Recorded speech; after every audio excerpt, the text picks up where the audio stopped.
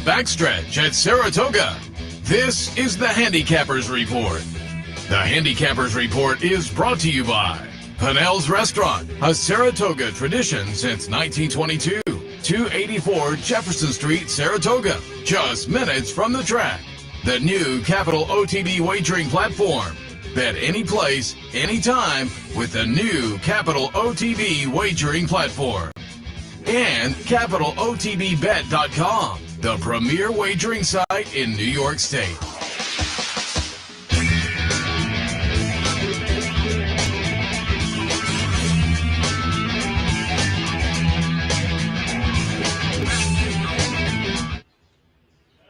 Good morning, ladies and gentlemen. Welcome to the Handicappers Report alongside Seth Merrow. I am Anthony Mormino on a fourth consecutive beautiful morning. Trackside, ladies and gentlemen. Another glorious morning following the first Saturday of the meet. And Seth, I don't even know where to begin with yesterday. So I guess let's start off with the newsmaker that in Italian went to the front, never looked back. And Chad Brown had big balloon horses yesterday. $18 and change for the grade one, apparently the new course record holder. And I say apparently, I said because I think the most polite word would be dubious when the rails are up. And the rails are up for the Diana. And 145, .06, I believe, sets the new course record. You know, kind of rocked him to sleep, but it didn't seem like rocking him to sleep based on the internal fractions. But as I said, I always, I'm a little inquisitive when I see the fractions posted, but was actually an easy winner of what I thought was a dynamic race, and Chad Brown goes 1 through 4 in a grade one. Yeah, fractions 2245, 4583, 10950, 145.06. Mile time was not there. Yeah, mile time not available.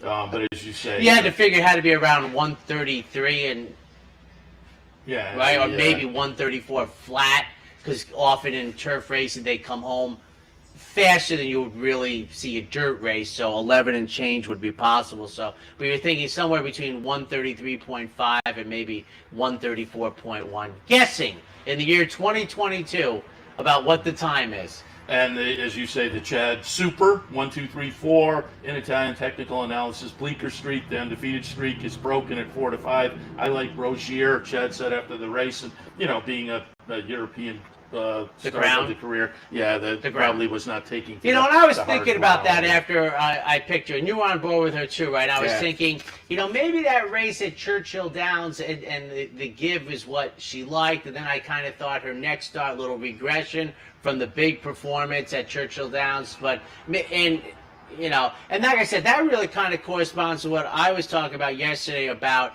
I think it's fair to presume, based on the summer weather we've been experiencing, that it's, pretty firm out there, summertime firm, not like October at Belmont Park, firm. And that's why that 52 and change the other day just seems remarkably unbelievable. Yeah, as I walked out yesterday, the sprinklers were going, so they were watering it. And another thing, and you texted me, I didn't even know you knew how to do that, but shutters at $14. Yeah, you said, as we were talking about that yesterday. 5 to 1 in the morning line. The morning line, you said I'd be salivating at that. And yes. I texted after the race. I was right with you, and the 6 to 1 was even better. And for folks who are picking up, in particular, but my work, because you're a little, you look at it differently. You're thinking the horse wins the race. Price to me is really the center of the universe to begin my handicapping, and that's why I say things like that. That I thought shutters might be 5 to 2.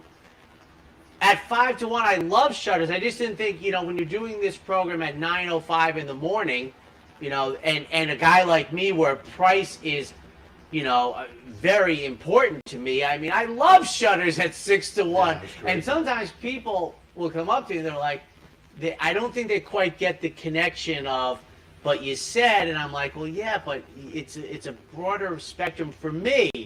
I'm looking at who I suspected. If you had told me Shutters was going to be even the 5 to 1 morning line, I'm like, well, this is the horse to look at. Now, a couple other things. How about the big picture here?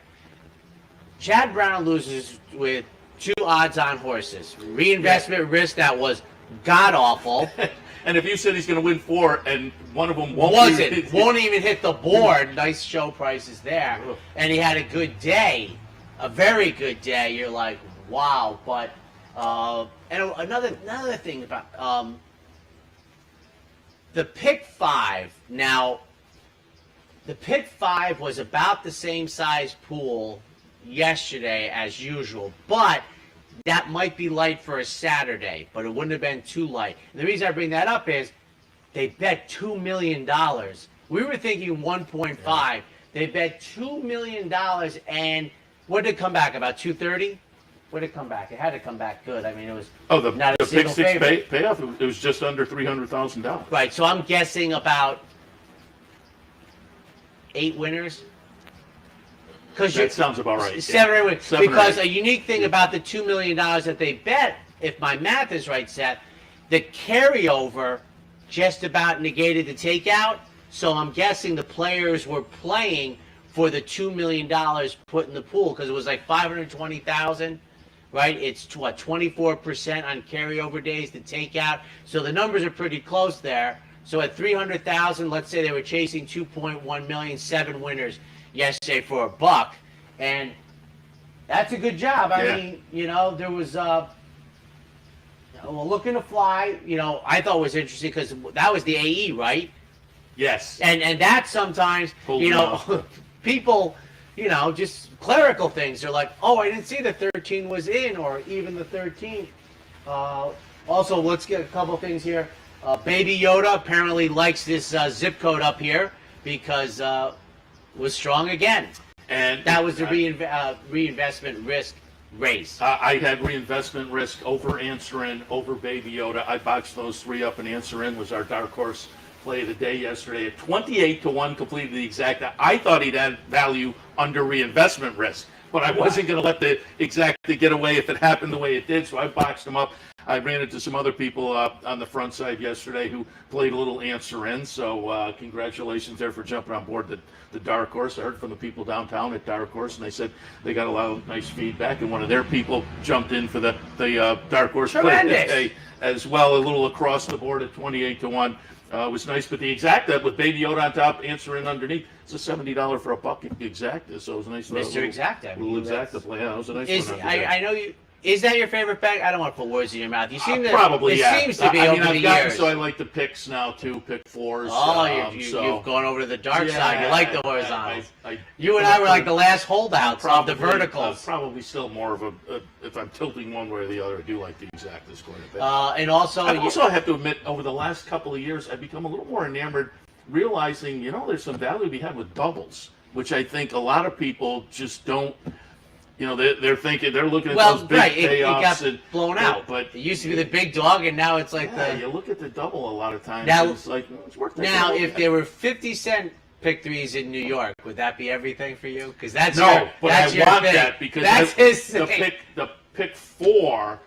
If you get through the first leg of the pick 4 with like a $20 winner, I like to have that 50-cent pick 3 so I can back up a little bit with some horses I left out later, which are typically bigger prices. But at the dollar pick 3, it's like, it's just economically not necessarily making sense. But, but I wish they would bring the 50-cent pick 3 here. I know that's your. And the thing that makes the argument good is that it wouldn't be a trendsetter. Other places have it. Oh yeah. So it's like it's out there. So it's out there. Please. We mentioned 4 Chad Brown winners. Started with $3.90, but then shutters at $14 and change, in Italian at $18 and change, credit event at $11. So 4 winners for Chad. But it was interesting. After the Diana in the winner's circle, I stood and was kind of listening to the feedback from the press as they were interviewing Chad Brown.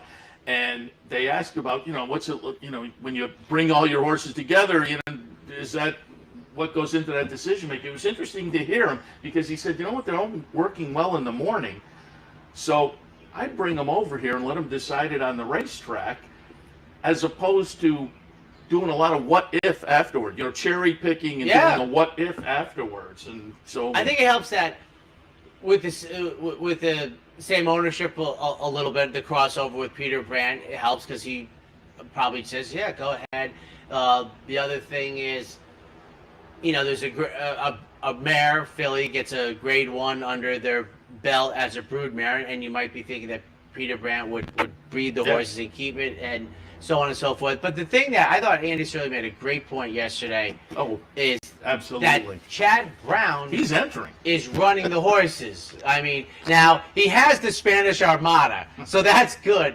But I think it was Mr. Alan Jerkins said years ago when the chief had knocked off many, obviously Secretariat, but Kelso years before, and he just said, well, you got to enter to beat them. I mean, you can't beat them from the sidelines, and some days it's not theirs and it's mine. And, I think he made it sound a little simplistic, but, you do have to enter. And Andy Shirley made a great point that, listen, it's the Diana. It's a grade 1. It's $500,000. We're not supposed to hand it to you. Yes, and this gentleman has, a 4-prong attack that you're going to have to put your running shoes on, but you're supposed to have your running shoes on to take down this because, it's funny, and I know the game has changed. I don't want to be that person, but, $100,000 stakes have 12 in it. You're $500,000, you should have 18 entered. Maybe it's my day, but the Superfecta chapter, let's talk about the 2-year-olds, the Sanford Stakes. I knew I was in trouble when Curly Jack just was in a bad racing position, but I thought he ran terrifically. What did he end up finishing, 5th? 5th. He got all the worst of it. Mo Strike, a terrific victory. Obviously, Brad Cox having a very good 72 hours in Saratoga. I thought it was a good race. They went. What did Forte wind up as the price? 7-5. And we talked about it. 11 horse field, correct? Yes. I didn't think 12 horse field. Anybody warranted that price. I mean, the 1 horse under their belt. I mean, he did it in a way that was very professional. He didn't break on top, control the race, and win. He showed some tactical advantage. But he got a full field of 2-year-olds, and it's crazy. But Curly Jack gave me my run for the money. And what did he finish at odds? He was 8. Yeah, but it's, but Mo Strike had the what is often considered the advantage when you're pressing the pace, the outside, and he never gave him a breather, which, as much as it was to my detriment, that's what I want jockeys to do. Yeah, that position was also beneficial, it seemed like, over the last few days, being out kind of in the few paths out. Most like Brad Cox, and we expect to have Brad Cox on loose on the lead a little bit later. He's working some horses over at the Oklahoma, but the game plan is to have him on. Also, David O'Rourke from the New York Racing Association coming up a little bit later on, well as my co-host Steve Bick. So we'll kick off loose on the lead in a fine fashion. Big guns right off the bat. Jesus. You only have 8 shots. You can't. I know. You can't. Play the daytime? Does DePaula play the day? I think that is the game plan. The game Up next, the plan. DePaula play of the day. We'll see what they have to say. It is Steve Bick today. today. All right. Well, he's all over the network today.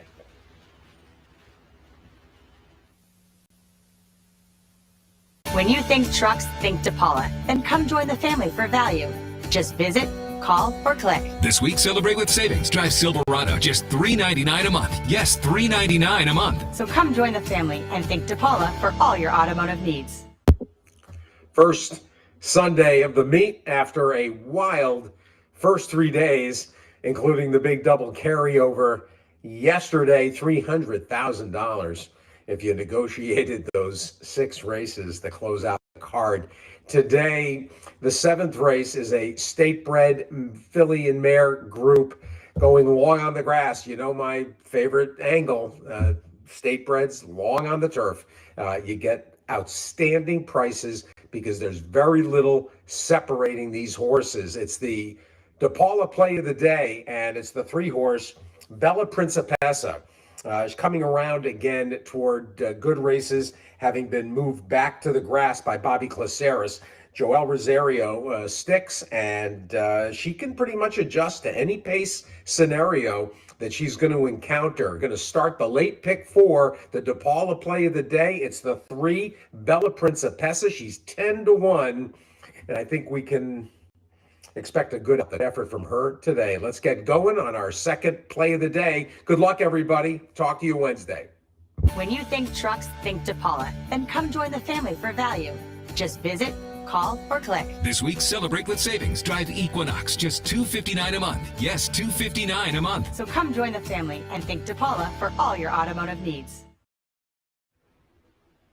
And welcome back, ladies and gentlemen, the Handicappers Report. Steve Dick with the play of the day. In about 44 minutes, Steve will be co-hosting Loose on the Lead. He was here early. I don't know that he stuck around, but he was here a few minutes. He had a horse working out this morning. How many years have you two done the Sunday horses? 7, 8 years? He tweeted out. He tweeted out like 54 or something, which obviously, but he was exaggerating slightly. But it's been a while. It's been because is it 10? For a while we were doing it all year long. We were down in the studio. Yeah, it's been a while. We don't even have that building anymore. No. Are you ready, my friend? He used to bring in donuts. I remember that. He used to bring stuff because I would be on before the two of them came on. Are you ready? Yeah, absolutely. All right, let's kick off the Sunday program. New York State bred juveniles, maiden special weights, dashing 5.5 on the dirt. 8, 7, 9, and 4 for me. I'm going to put Miracle Mike on top. It's Todd Pletcher with a runner from Golden Sense. Golden Sense is a sire I like quite a bit. So far this year hasn't. They're good numbers. It seems previous years maybe better numbers, but so far this year, 40 first-time starters, 4 winners, 9 seconds, 4 thirds. So 17 in the money in 40 starts. So those are perfectly good numbers. There's only 4 on top, though. But, again, Golden Sense to me says win early. Didn't live up to that necessarily in the debut, but they paid a decent amount of money for this horse at Ocala this year. There's an older sibling called Saratoga Kisses. That one took 5 starts to win, but in the first 5 starts had a win in a couple of seconds, and in the debut ran second at 15-1. This one ran second at 5-1. So, I think this horse has some win early. I like to say, nature and nurture, a little breeding, and you have Todd Pletcher as well. We'll look for this one to break through this afternoon. Conman in the second spot. Constitution is a very good first outsider. So good that I would have maybe tended to look at this one as the top pick from Mark Casse. But there are a couple of siblings that are combined 0 for 8. So with the siblings underneath, I couldn't quite pull the trigger. Pete and Billy in the third spot. Central Banker, a pretty good sire of New York breds. This one has a sibling called Thin Legs that won its career debut. So I thought there was a little win early there, and Bill Mott can have them ready also. For me, in the opener, 8, 7, 9, and 4. I just reversed Seth's top 2 picks. My only thought with Miracle Mike is the debut is listed as a sloppy sealed racetrack, and the second place, which is all fine. But getting back to my idea with shutters, it's even money in the morning line. I'm not positive that debut race will be replicated on what I presume is going to be a clear, fast racetrack, and I'm unwilling to find out at even money. We should also note the second was behind Andiamo Firenze, who ran well the late run yesterday, a big run. Matter of fact, I have to say, Seth, for about 3 strides, I was thinking he was going to pull it off, a good effort. And I think that type of thing is only going to hurt the even money. Yeah. And I just don't want to be there. So I'm with Seth. Conman, I mentioned, I think on opening day it was, Seth, that Mark Casse's string up at Woodbine, the 2-year-olds. Now, I know Woodbine is different than Saratoga, not only geography, but the Tapeta versus dirt. But I think it shows you some intent. On May 1st, they started juvenile racing at Woodbine, and I don't think Mark won the first one, but he won the next 4 at all chalk. And the 2-year-old string in Canada was sharp. The workouts here say sharp, and I just think that I want Conman, who I don't think will be like 6-1. I mean, this horse is 3-1 in the morning line. I actually think is going to be the default second choice over Miracle Mike. And Miracle Mike was good on debut, and maybe will make even money look like a gift, but they're going to have to show me. And for third, number 4, that's where Seth and I are different. I'm Light Man. Bruce Levine sends out this offspring of Central Banker. And I've talked about Central Banker as one of the truest, stoutest tests for me as a stallion is your sons who they don't have to reach your level. And that's the thing about Galileo to me, that his sons are so dynamic. But Spicedown has Spicester, Central Banker, and there's a third one who's I'm forgetting right now, that are solid stallions. I mean, you have to understand, for me, I keep a column, I think it's the letter U, so about the 21st column, is the stallions. at different racetracks. And, you know, we all follow that Justify had a graded stakes winner, but, you know, all of them get listed. And you see Central Bankers show up in Spicetown. He shocked me how good of a stallion he was and how versatile his offspring were. So I am 7-8-4 in Sunday's opener. And I'll just toss out, you mentioned 2-year-olds, Marquesi Yes. at Woodbine. I had Dean Reeves in yesterday, fun conversation with Dean Reeves, but he mentioned that he's got a 2-year-old running today, and I had to look up the name, so excuse me for having looked off camera, but I looked it up just so I could make sure to toss it out to people. Second race today at Woodbine. Armstrong goes out for Dean Reeves, and Marquesi up at Woodbine. Now, quick question for you, because number 2 horse, Byrne, I'm going with Jackie Byrne, just a different spelling for it. How many Army Mules have you seen? Not many. Right.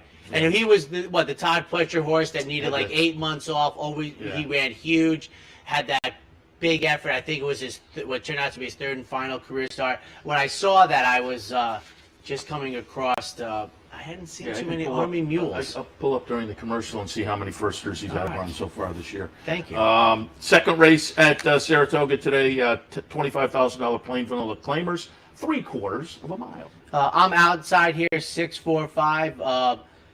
You know, one of my closest racetrack friends, you know, the other day was talking about the big drop for Brad Cox, and you know, you stay away from those horses, and I understand that, but I have Mama's Gotta Run, who in the 10th career start is going to first time tag. Now, it took 9 races to break the maiden. Broke the maiden out at, what is it, Horseshoe, Indiana they're calling it now? The old Indiana Grand, but it's Horseshoe, Indiana now. Then tried a stakes race on the Tapeta at Woodbine, and, you know, Tom Amos, you know, was on TV, you see him, an excellent horseman, you're just like, already down to 25? So I am as inquisitive as everybody else, but I'm on the outside with good speed, so I'm, you know, 8-5 on the morning line, first time in for a tag, and as I said, this owner connection, I should have looked it up. I think they won on opening day last year. The runner the other day didn't run so well. No. Not so sure if it beat a horse, but not so good. Number 4, Amore Fire goes out for Bonnie Lucas, and I think for many of us, we hear Bonnie Lucas, we think Wayne Potts. You know, I mean, you can or you can't, whatever you like. Comes off an Independence Day stakes race at Finger Lakes, where it was just run off the feet, but before that, some competitive efforts. And for third, in between my top 2 picks, the 5 for Linda Rice, 6-4-5 in the second. I have a 5, 2, 6, and 3. Oh, by the way, I looked up while you were talking. Army Mules off to a pretty good start. 13 first times, and this is a few days old. 13 first-time starters, 2 winners, 5 seconds, a third. So those are good numbers. I mean, he was in the exacta more than half of the time with his firsters. I don't know if all 3 were in the 100th buyer speed figure, but he was a horse that had one of those kind of, there's a lot of promise here. Just couldn't keep it on the racetrack. Waters of Merrow on top for me. Takes a little bit of a class drop off a decent effort last time. Gets a little bit of a cutback. There are some check marks, some things to like that just lead me to tilt in that direction. What is the morning line favorite? I'm not, I wouldn't want, morning line second choice. Your top pick is on top as far as the morning line. I wouldn't want too short of a price on that. Really anyone in here. It's that kind of a $25,000 claim where you can make a case all around. Trinity Titoli in the second spot off the claim for Orlando Noda. We will know in the middle of the stretch if this horse is making a run. If we're on the track, the Noda team certainly likes to root their horses home. And Orlando Noda, very good off the claim. So I think this one is going to be interesting. And Mama's Got to Run. You put that one on top, and you mentioned it. I didn't know what to make of this horse. They keep it in correct assumption. Maiden specials for 8 races. They don't drop it in for a tag. Then they break the maiden. They get the W. And then they say, let's try a little stakes race. Not only stakes race, but let's go to Tapeta. It's very so now that they come back for the tag, I couldn't quite pull the trigger. But you may be right. This horse may outclass the field. We'll see. Second race, I have a 5, 2, 6, and 3. And just a quick thing, Army Mule, 3 for 3 lifetime, won the Carter. Didn't debut until 3, I'm guessing 2 races at 4, and that was it. But I don't have the buyer speed figures, but he was, when the 3 times he got to the racetrack, it wasn't. I don't know if any of the races were close. I mean, he just was freakish. Like I say, was popping off the page, but just couldn't stay They on the say track. now he's off to a good start, so we'll keep. And you're saying 13 runners. I don't feel so bad. So this might be about the first one that's come across my desk. But third race on the card: New York State Press 2 year rolls it up. Billies and Mares, maiden claimers in for 25. They're racing 6, which is interesting because I know this is Saratoga. I thought the New York breds were usually 20 and 40, or is it 25 and 40? Oh. There's two different I think you're right, but levels, maybe but Saratoga's probably kick up, and that's Yeah. fine. I think it's a tough race with kind of a relatively weak field, but I went 10, 7, 9, and 8. I put Crosstalk on top. Been racing on the turf against Better. Debuted on the dirt, however, down at Tampa, an open maiden special weight company, and I thought it was an okay race. So I don't think the surface switch is going to be a negative, maybe a positive. And then you had the class drop into that. Blinkers on today. Maybe the outside trip will be beneficial. Maybe with the early speed, some outside controlling speed. I think Crosstalk is a little bit interesting on all of those factors. Second spot, Escape with Friends. This one, the entire career has been on the turf, so it's a big question mark, but going out for my man Mike Deeney, coming up from Monmouth with this one.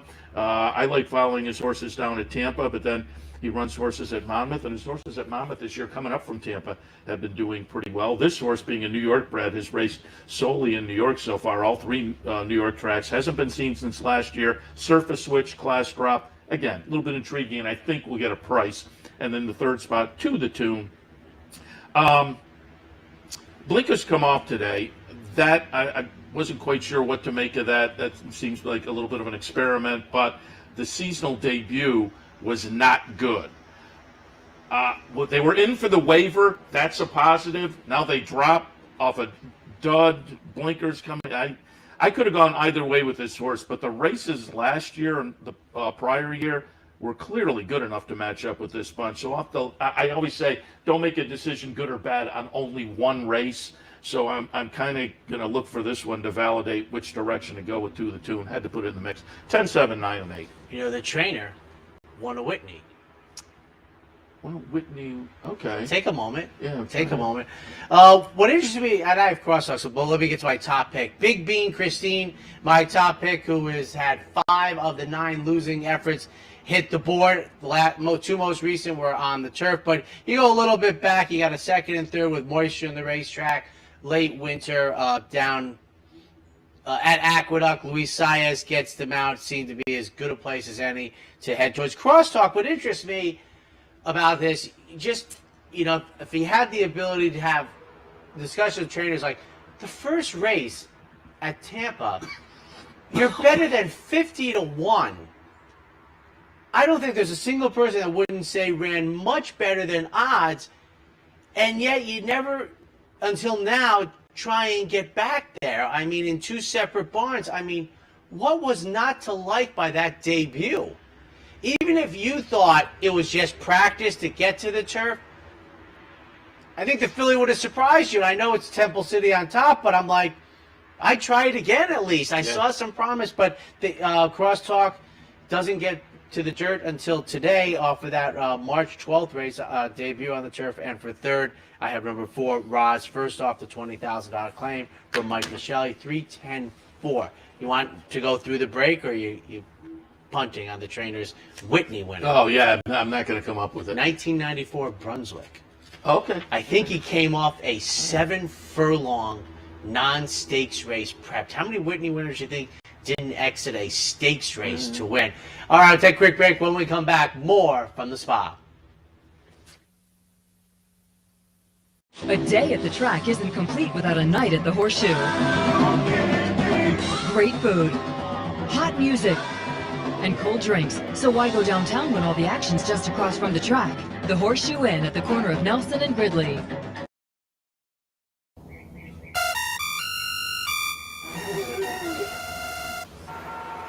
Come on. I want sales reports on my desk by Monday. Oops, my bad. Love racing? RTN brings you every live simulcast on your home television, plus live video streaming and race replays on your PC and mobile devices. To order, visit rtn.tv. RTN, a breed apart. Birdstone is an outside front. They're coming down to the finish. Can Smarty Jones hold on?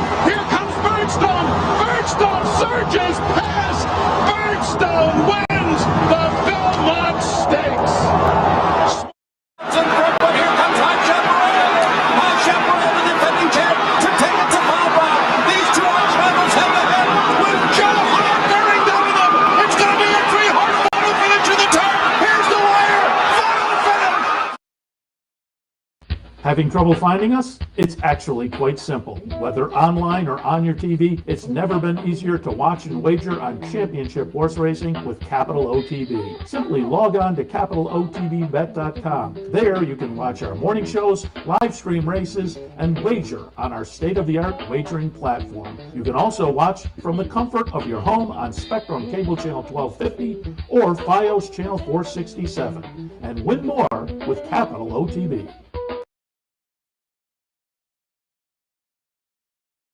Support live from Clare Court at Saratoga on this opening week Sunday, and it's time now for the Dark Horse Play of the Day, brought to you by the Dark Horse Mercantile, 445 Broadway down in Saratoga Springs, downtown. I continue to say, if you're headed downtown, you come to the track and then, hey, let me grab a little dinner later, or you're down for lunch before the track, stop by the Dark Horse Mercantile, their sister store down the street, Impressions of Saratoga. I guarantee you'll have a lot of fun just kind of walking through, browsing, and you'll wind up with something to take home, I'm sure. And in fact, I talked with the folks at Dark Horse yesterday, and they said they've had a number of people come in over the past few days saying they've heard about it on the show. And so if you go down, mention that you heard about it on OTB TV. And yesterday also, the folks who are paying attention to the Dark Horse Play of the Day maybe collected a little money. I know somebody involved with the Dark Horse Mercantile played a little bit on the horse, and at 28-1 we ran second. And for a long shot, that's what you're looking for. You're not going to have them all hit. They're not going to all win. We want to get a winner. But at 28-1, you know, like you're 28-1 if you're in the money. Yes, that's how I play that. You get a little across the board. And I talked to Marianne Barker from the Dark Horse Mercantile yesterday in Impressions. And she said they're going to put a little win play show money on all the Dark Horse, and at the end of the year, give the proceeds out to charity. So wonderful job. That'll be a lot of fun too. So today's Dark Horse Play of the Day, race number 7, number 4, Lady Thornhill. Lady Thornhill goes out for Dave Donk. I'm a Dave Donk fan. I think he comes into the meet with a little momentum. I think he was going well lately down at Belmont. This one came back kind of interesting. The last race of the year was December 2nd. Broke the maiden. It was career start number 7. Normally, you break the maiden, you're going to think you get right back. But it was December 2nd. It was the last, the dwindling turf season. So obviously, they wanted to wait for turf to come back. So a little bit of a layoff between maiden special and non-winners of one, and that's a little bit of a jump. So I'm going to kind of give a pass to the debut, the seasonal debut, where the horse tossed in a little bit of a dud, but showed some life early. But again, it was a comebacker. It was a comebacker against tougher company. I think, Jose Ortiz back on board. He was on board 2 back for the maiden breaker. I think things are set up for a much improved effort this afternoon. We're looking at 12-1 on the morning line. Perfect odds for a Dark Horse Play of the Day. So for today's Dark Horse Play, race number 7, horse number 4, Lady Thornhill. Dark Horse Play of the Day brought to you by the Dark Horse Mercantile in downtown Saratoga. Very nice, and congratulations yesterday. I don't think I played the game that oddly, but as a trifecta player, that race encompasses all that I think is good. Yeah. Is getting, we talked about what we did last year on my first foray into racing across America, and I told people, I said, the difference is that I think it was Bourbon Thunder at 30-1 defeats the even money favorite for third, and I said, unlike the horizontal players that need him to complete the job, I said, I just need a third place finish. And I've said this many times before, I think many of us feel as if almost everybody on the page could run third. And then yesterday, and by the way, Reinvested Risk was never in it. He was out of it immediately. So you're just like, that helps the synopsis, and then you get the bomb in, and it really is beneficial. So, great job there yesterday with Baby Yoda. Let me set you up here for race number 4. Plain Vanilla 50 claimers going 9 furlongs. 4, 6, 7. I never choose horses by name, but truculent. When you hear that word, besides the fact it's not applicable to me, you have any pop culture remembrance of the word? No. Howard Cosell once said to Muhammad Ali, "Are you trucking?" And Ali says, "I don't know what it means, but if it's good, I'm that." So, truculent gets my top pick. Mike Maker having a nice start to the meet. Claimed this horse for $50,000, comes back at the same level. This was a June 4th claim. This horse is shipped in from Oaklawn Park in Churchill Downs for a second. $235, second up the $40,000 claim after a huge effort winding up spring down at Belmont Park. And for third, next page, number 7, Crafty Daddy. One thing I want to say that held true, Seth, for so long, but I'm seeing the mountain start to crumble. My rule of thumb used to be off long layoffs, a year or something, they never come back. But I'm telling you, horses now are coming back and being able to replicate who they were before far more often than anecdotally. It wasn't a break of a year or more. You were off 3 or 6 months. But 4, 6, 7. It is amazing how I have started to see that thought for me get crumbled, where these horses are just, my goodness, they do come back now. Whereas before you bet against those horses. That was a line automatically through. Yes. I have 6, 5, 7, and 1. I put 235 on top. As you say, claimed out of a win, came back at the same level, won again. Now they move up a little bit, but I think a perfectly square fit with this bunch. So a horse in good form. Let's see if this one can get it done to make it 3 in a row. Zoomer in the second spot. Won 4 back for a tag. Since then, a couple of stakes races. Optional claimer was not in for the tag. So we'll look for that one to rebound with the move into the claiming ranks, and Crafty Daddy in the third spot off the claim. And as you say, the nice start off a layoff. Blinkers go on today. I have it 6, 5, 7, and 1. On to the 5th race. Turf Sprint, 5.5 furlong state breds, entry level allowance. 5, 10, 7, and 2. Number 5 is Yarrow, Christophe Clement runner, third start back this season. So far, a couple of starts. 4th place finish to start the season. Last time, a maiden breaker in the 6th career start. Did it on a couple of improving numbers. There are better numbers underneath, and I think we're primed to get closer to those, which will be good enough in this field. Second spot, I'm going to take a look at Anthony. Also third start back, also with some improving numbers. Broke through the starter allowance level last time, which can be kind of salty, so I thought that was notable as well. And then in the third spot, Sheriff Bianco. I will say this horse looks pretty good off the claim, off the win in the race last time, but I like that move. I talk about that move fairly often. State bred allowance into an open claim or an open conditional claim, or even better. I think that's a very positive move. I think the opposite way is a little bit negative. That win was just good enough that I think you have to consider the horse, but that move is, I think, a little bit of an obstacle. In the 5th at Saratoga, 5, 10, 7, and 2. My bomb of the day, I'm 3, 7, 6. You can see Be the Boss, 20-1 on the morning line. Michael Trambetta takes over the training, ships in off back-to-back races at Presque Isle. If you're not familiar with Presque Isle, Tapeta, right? I mean, I know it's synthetic, but it's Tapeta out there. The one turf try at Belmont Park at 7-1. Let's try it again. For second, Sheriff Bianco. And dummy me forgot the son of Spice Down, who's actually the best of the 3, which is Munnings. It's Munnings, Central Banker, and Spicester are the 3 right now in my mind's eye, the big stallions who are sons of Spicetown. And this is a Spicester coming in off of the claim. Spicetown died, right?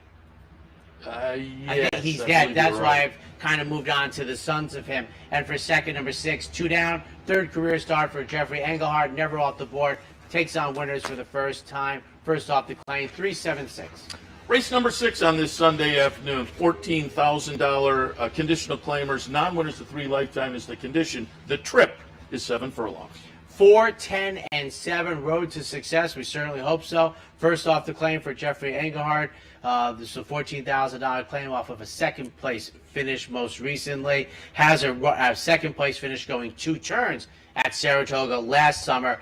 I never did this study, but I'd be interested. Would you like 2-turn horses at 7/8 or 6 furlongs? I think it depends on the pace, really. But I'd be interested in that type of angle. But I love 7 furlong dirt races up here. Number 10, Jimmy Bond sends out this runner who was win, placed, and show in the last 3 efforts. Has shown good speed under Dylan Davis, and previously he's on the outside going 7/8. As Curly Jack found out yesterday, it's a Mo strike. Giving your druthers day in and day out. Outside can be good with speed. And for third, Oh Trouble, the 6. Morning line favorite for Kelly Breen, 4, 10, 6. I have it 4, 3, 6, and 10. I thought the 9 was also potentially a little bit interesting from Rudy with the apprentice on board at 8-1. But I put number 4, Road to Success, on top. Same thoughts you had. Comes off the claim and just seems to be a good fit in here. Second slot, Majestic Tiger. Get some class relief that I think is going to be beneficial. The last race certainly was not one you can get too excited about, but that has absolutely the look of an aberration. I'm going to look for a rebound to a better effort, and I think the class drop is going to help us get there, and a better effort, again, is going to fit squarely with these. Oh Trouble in the 3rd spot, Kelly Breen runner, also getting some class relief. 4th start off the claim, and the class drop is a little bit of a concern, given that they paid a decent amount of money for this horse, but it was last year. Now they've had a couple of tries this year at the 35 level. They may just be getting realistic at this point. And you get realistic, you get a win up at Saratoga. It's a little bit of a bonus as well. So in the 6th at Saratoga for me, 4, 3, 6, and 10. All right, we're up to our next break. When we come back, the late pick 4.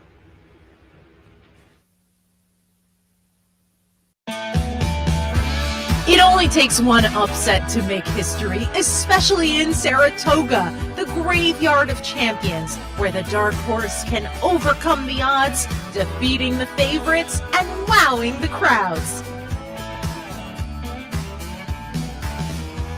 The smart bet is always the dark horse. Keen Ice has got him!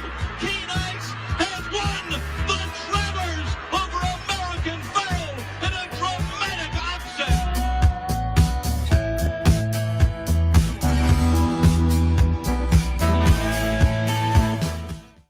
Hello everyone, I'm Scott Bartley and I'm here at the West Condominiums in Saratoga Springs. And guess what? We are down to the home stretch. Everything is 2 bedrooms and 2 baths. Come make a selection of one of the greatest condos ever to be built in Saratoga Springs. We're starting in the upper 5s and the only rooftop penthouse available now under construction. Wow, just look at this patio. We have a rooftop pool, heated garage, balconies, and a gym. Call me at 518-281-6808. Capital OTB is now streaming live on Roku. The RTN Racing channel on Roku lets you watch OTB TV live through your Roku device or your Amazon Fire Stick, rather than being limited to computers and mobile devices, which means you can now watch OTB live wherever you are. Simply open Roku, scroll to find the RTN channel, then click on OTB TV. OTB TV on Roku. Try it now.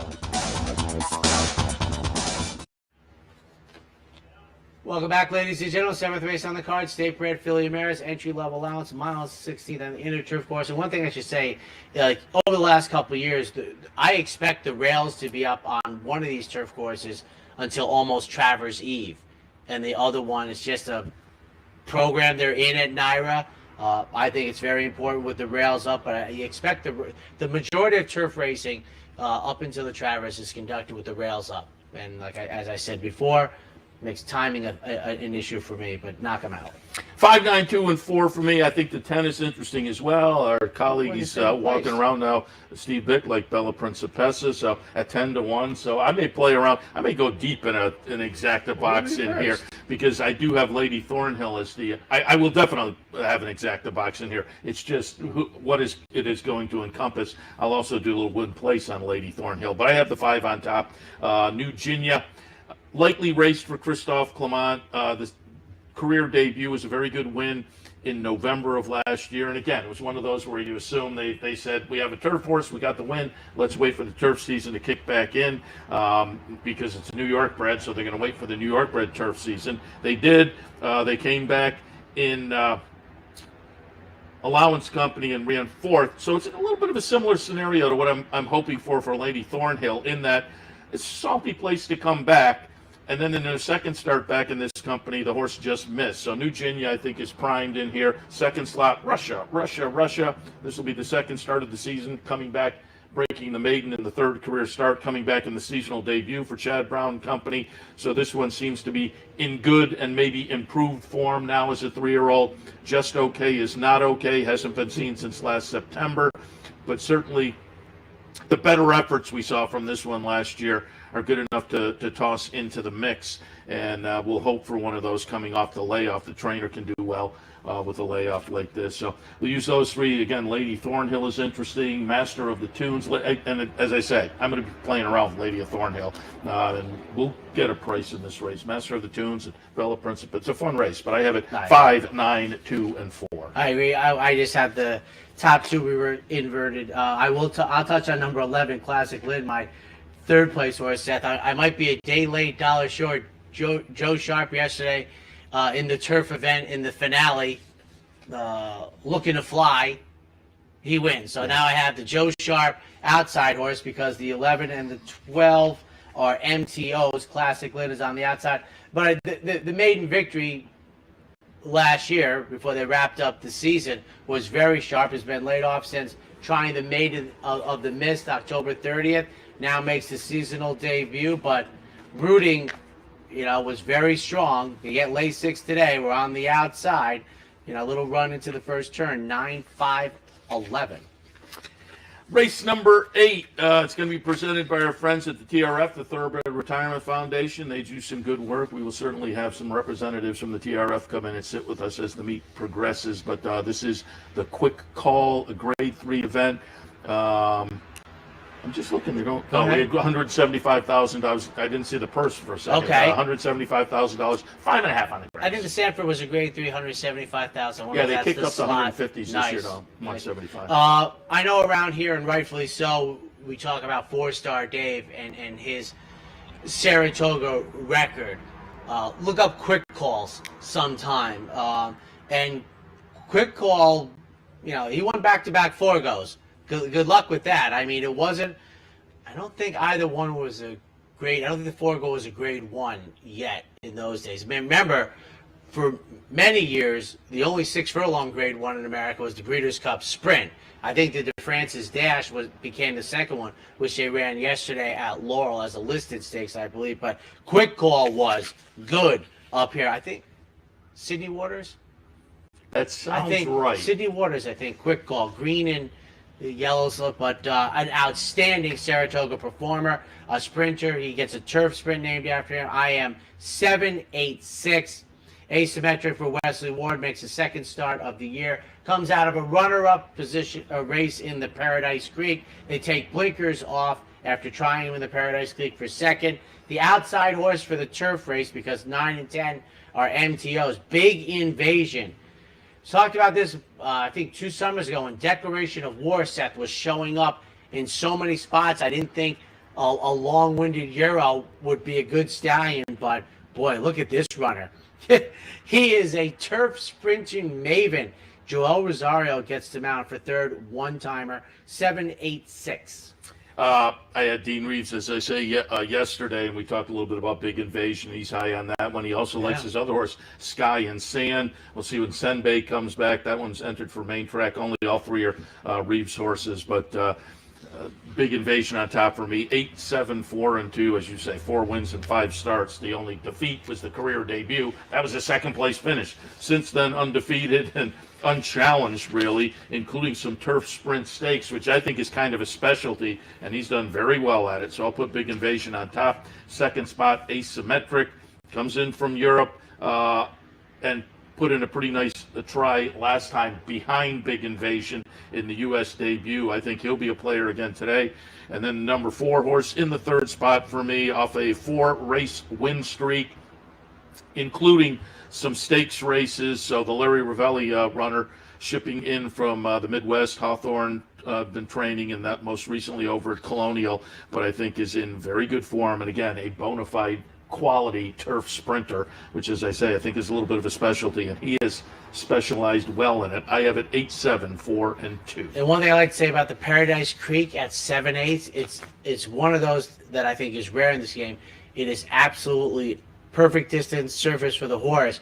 Now, Paradise Creek, to me, was one of the finest 10 furlong turf horses we've ever produced in America. And the problem was that race doesn't exist in the Breeders' Cup for colts. 1.5 miles was too long. He was runner-up to Lore as a 3-year-old in the mile. But his debut, Seth, and there weren't many of these in those days, was 7 furlongs on a Friday at Belmont as a 2-year-old.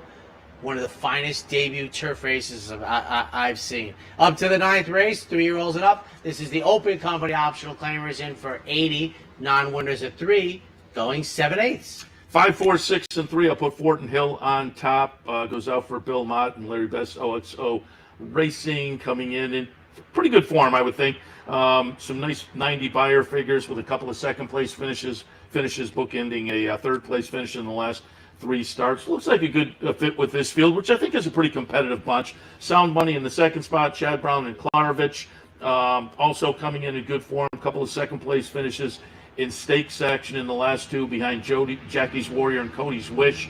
I think is probably deservedly the morning line favorite. Certainly will wind up the favorite at post time and may easily live up to that. I just thought Fortin Hill was perhaps a little more interesting.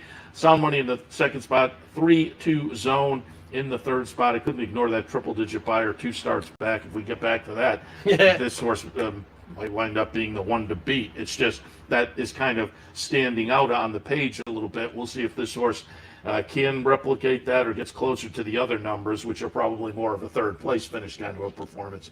In the 9th, 5, 4, 6, and 3. 4, 5, 1 for me, number 4, Sound Money. 8-5 in the morning line. Got beat by Jackie's Warrior, the most recent effort, who is, the defending sprint champion and is, 2/3 of the way to maybe doing it again. You'd say he's the pro tem leader, right? One thing I will say, you said you're having Brad Cox on later. I have mentioned this before, but he had the last race on Derby Day at Churchill Downs. He had a 3-year-old debut, Strobe, who it was a 6 furlong race versus Jackie's War, I think, went 7/8. But compare and contrast on Equibase, the charts, how good that debut runner was. For a second, number 5, I have Fortin Hill. Shouldn't it be Hugs and Kisses, Equine LLC? I'm just kidding. OXL. And for third, Supremacy. But I think it's very interesting. We just have reversed. I think for the horizontal players, I don't know. You think 4-5 gets it done here? I do. Yeah, that's what I was saying. Unless that 6 horse can revert back to that's that the question. Long time ago form. We'll take our final break when we come back to 10.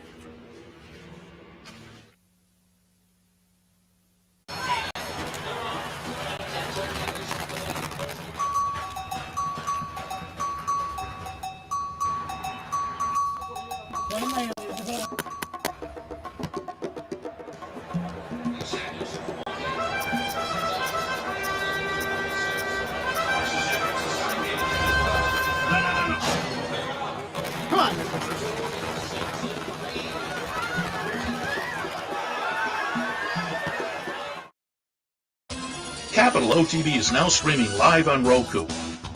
The RTN Racing channel on Roku lets you watch OTB TV live through your Roku device or your Amazon Fire Stick, rather than being limited to computers and mobile devices, which means you can now watch OTB live wherever you are. Simply open Roku, scroll to find the RTN channel, then click on OTB TV. OTB TV on Roku. Try it now. No matter where in the world you are, the excitement of wagering on horse racing is just a click away. You'll get live streaming, past performances, race replays, our virtual tote board, analysis and selections from professional handicappers, a simple, safe, and secure wagering platform, and best of all, you get track prices. CapitalOTBBet.com. Bet any place, anytime at CapitalOTBBet.com. And be sure to download our new mobile app from the iTunes Store or Google Play. Welcome back, Seth, Merrow, Anthony Mormino, Handicappers Report, as we wrap up and put a bow on Saratoga on this Sunday afternoon. We head to race number 10. Week 1. That's right, putting the bow on week 1 in Saratoga. Yeah. State-bred maiden claimers, they're on the grass at 8.5. And you have to apologize. Seth and I we have 45 years of Monday, not Monday, but we have about 42 years of Mondays wrapping up the week and about 3 years of Sunday wrapping up the week. I love these races. I love trifecta playing wide open, 4, 9, 5 for me.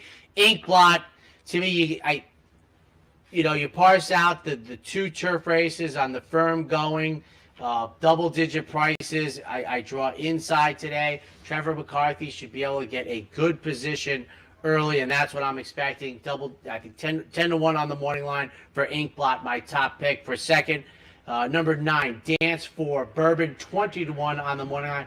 War Dancer has clearly become a stallion that has burst onto the scene in the win column, makes the second career start on turf. Excuse me. I'm going to throw out the debut, and I expect better than not so good effort at better than 25 to 1. And for third, number 5, Our Jessica 4, David Donk 4-9-5 in the finale.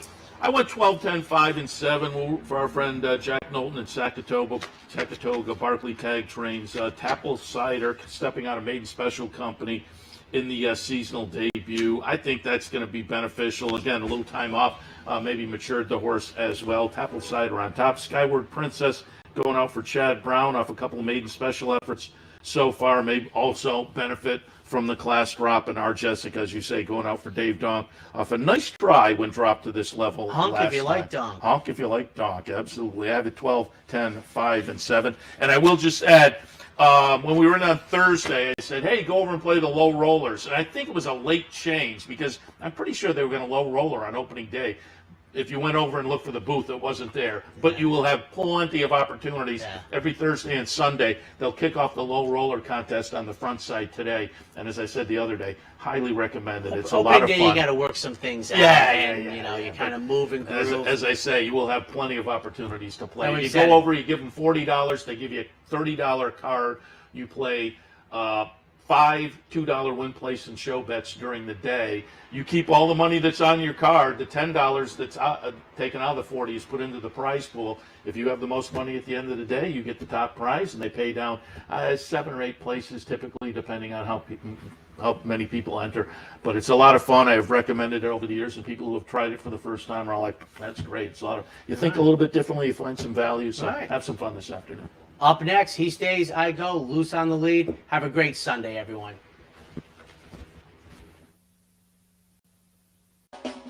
You're watching OTB TV, a service of Capital Off Track Betting.